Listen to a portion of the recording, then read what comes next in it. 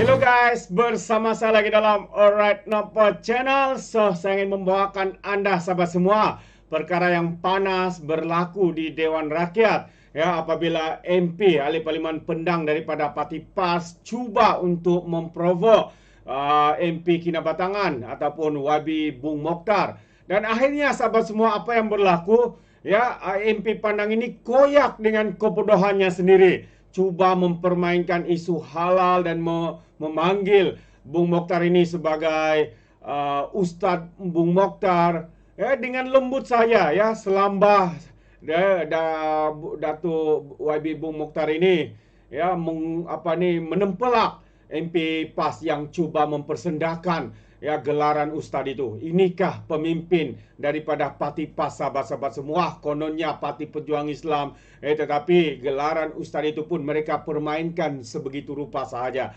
Jadi tanpa membuang masa, mari kita bersama-sama untuk menonton video ini.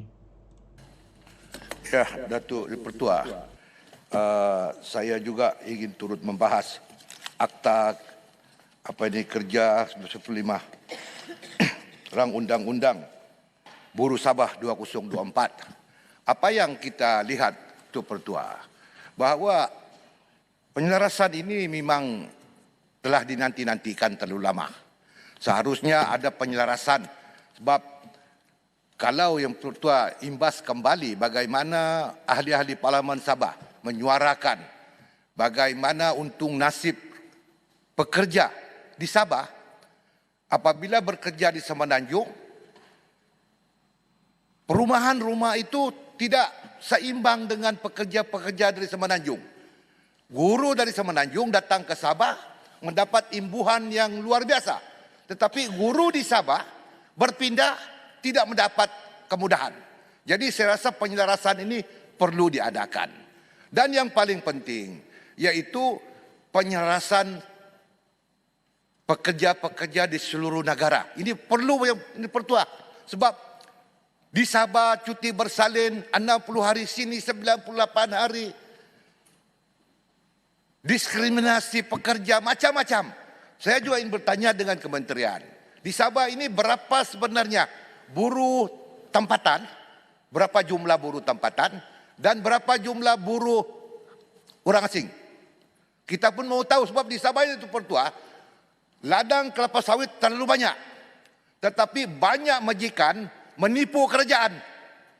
Seharusnya ladang seluas 100,000, saya mau tahu berapa jumlah buruh dia perlukan.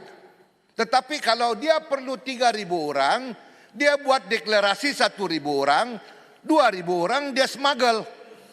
Kerajaan rugi, lebih tidak dapat. Ini satu perkara harus dilihat oleh kementerian dari masa ke semasa.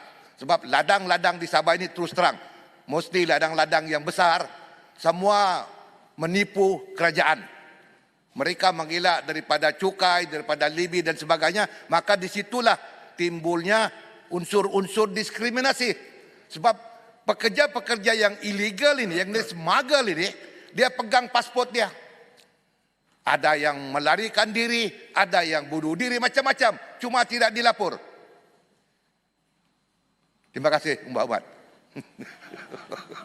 Jadi Tuan Pertua, seharusnya kementerian melihat perkara ini secara lebih saksama. Sebab buruh ini pun, walaupun dikerja buruh, tetapi mereka juga manusia dan perlu dihormati antara satu sama lain. Demikian juga dengan buruh kanak-kanak. Ini berlaku di kedai kopi, di kedai makan, walaupun servis di kedai makan, tetapi masih dikira bekerja buruh. Ini pun ada lagi, ini untuk Pertua. Saya terpaksa bercerita lah. Di Sabah ini dia unik sikit. Restoran Cina punya, jual tidak halal. Di sebelah ada orang Melayu jual halal. Okey, on. Satu meja lain makan. Tetapi yang sedihnya, orang Melayu pergi cuci piring bekas makanan tidak halal. Rasa saya itu tidak sesuai.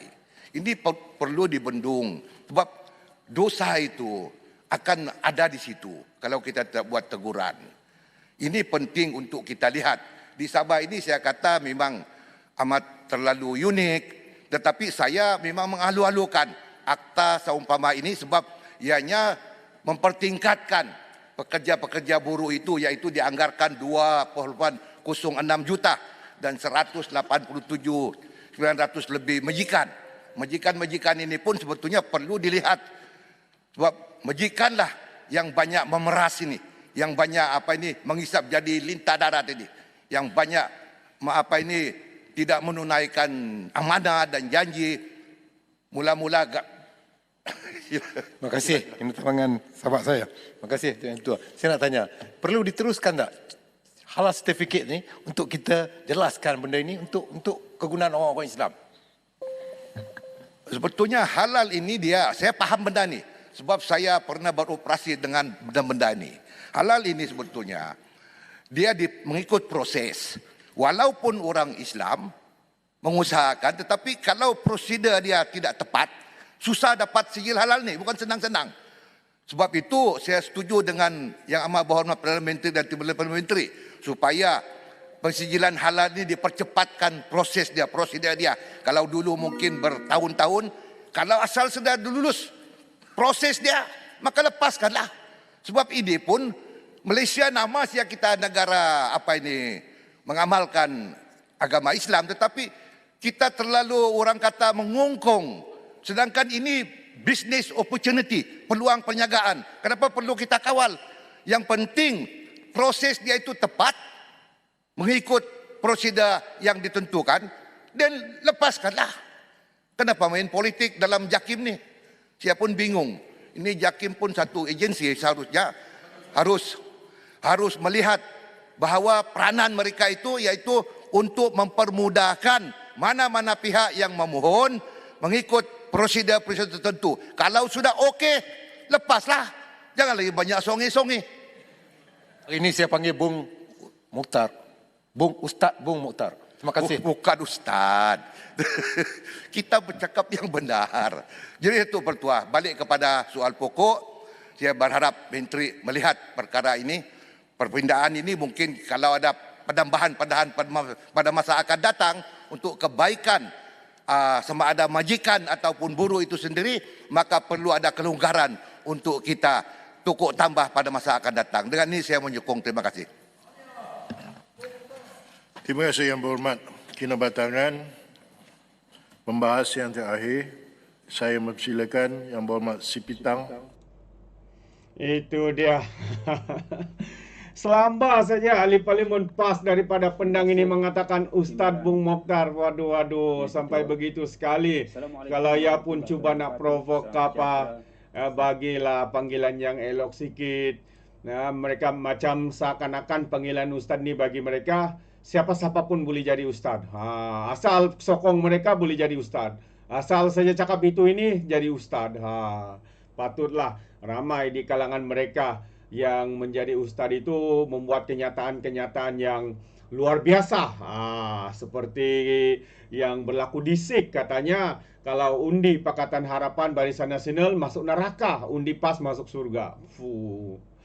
Inilah level-level yang mungkin mereka anggap sebagai ustaz bagi pemimpin-pemimpin PAS ni, sahabat semua. Itu pandangan saya lah ya.